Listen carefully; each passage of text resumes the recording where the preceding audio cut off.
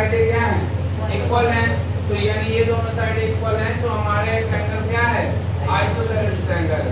इसलिए उसने कहा कि एन आइसोसेलेस ट्रायंगल एबीसी, एक ट्रायंगल है जो एबीसी है, आइसोसेलेस ट्रायंगल है with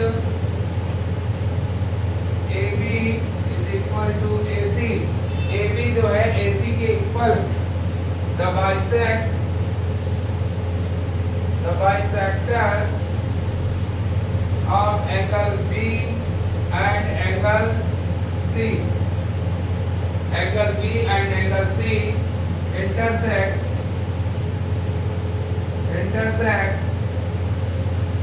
each other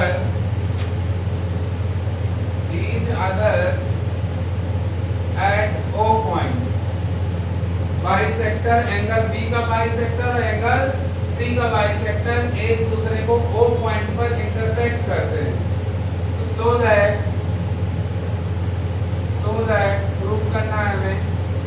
first number OB is equal to OC और सेकंड है AO बाइसेक्ट एंगल A।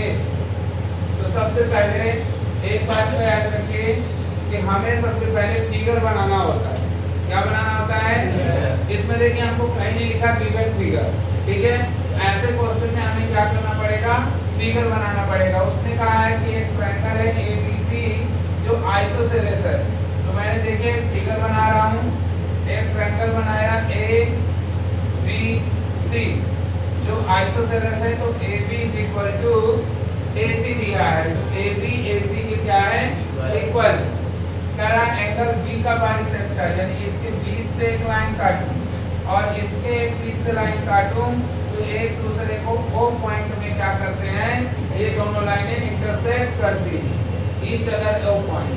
तो so that OB is equal to OC, हमें ये साइड इस साइड के इक्वल प्रूव करना है। ये लिखा है टू प्रूव, ये हमें क्या करना है, प्रूव करना है। गिवन क्या क्या है आपको, हमको गिवन है AB जो है इसके इक्वल है AC के, ये AB साइड जो है AC साइड के इक्वल बस हमको गिवन है, ठीक है। और हमको कुछ नहीं गिवन, तो हमें प्रूव करना है क्या, ये वाली दो साइड है। तो ये कैसे प्रूव करेंगे, ट्रायंगल लेने पड़ेंगे दो, और दो ट्रायंगल को मैं कॉन्ग्रुएंट कर दूंगा, तो OB और OC क्या हो जाएंगी, बाई CP हो जाएंगी। पर ऐसे दो ट्रायंगल तो ले नहीं सकता, तो मुझे एक कंस्ट्रक्शन करना पड़ेगा, A को O से मिलाना पड़ेगा। क्या करना पड़ेगा, A को O से मिला देंगे, तो लिख देना जॉइन AO को मैंने क्या कर दिया, मिला दिया, ठीक है। अब देखिए यहाँ पे दो ट्रायंगल बने, एक ये है और एक ये दिया नहीं है, ये प्रूव करना है, ठीक है। नीचे को नहीं लेना, हम बगल के ले लेते, ठीक है। तो लिखेंगे इन ट्रायंगल, कौन सा ट्रायंगल है, AOB एंड ट्रायंगल AOC। मैंने इन दोनों ट्रायंगल को ले लिया और इनको कॉन्ग्रुएंट करने जा रहा हूँ। तो सबसे पहले देखो ये साइड इसके इक्वल दी है, ये गिवन है हमको, AB is equal to AC, ये क्या है, गिवन है। हमने एक चीज इक्वल कर ली। दो ट्रायंगल को कॉन्ग्रुएंट करने के लिए कितनी चीजें इक्वल करनी है, 3। तो 3 चीजें क्लियर में एक इक्वल करनी है। दूसरी देखो OA लाइन दोनों में कॉमन है, इस ट्रायंगल में भी है, इस ट्रायंगल में भी है। और एक चीज ढूंढिए क्या इक्वल, उसने कहा है कि ये लाइन इस एंगल को बाइसेक्ट करती है और ये लाइन इस एंगल को, तो ये बराबर बराबर हो जाएंगे ना। क्यों, देखिए angle B is equal to angle C के, ये वाला पूरा एंगल इस वाले के बराबर है। क्यों, क्योंकि आइसोसेलेस ट्रायंगल के बेस एंगल क्या होते हैं, इक्वल होते हैं।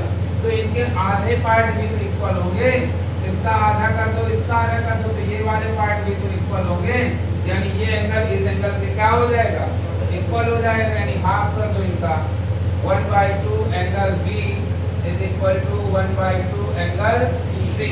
आधा किया तो ये वाला एंगल का नाम क्या निकल के आएगा, ABO। क्या निकल के आएगा, ABO और इस वाले एंगल का नाम ACO। आया समझ में? ये दोनों एंगल इक्वल हो गए और AOOA is equal to OA, ये कॉमन साइड दोनों की क्या है? कॉमन साइड है बोथ ट्रायंगल की, इसलिए यहाँ पर साइड एंगल साइड कौन सी लग गई? Congruency. Side angle side congruency, तो दोनों ट्रायंगल क्या हो गए? कॉन्ग्रुएंट। AOB congruent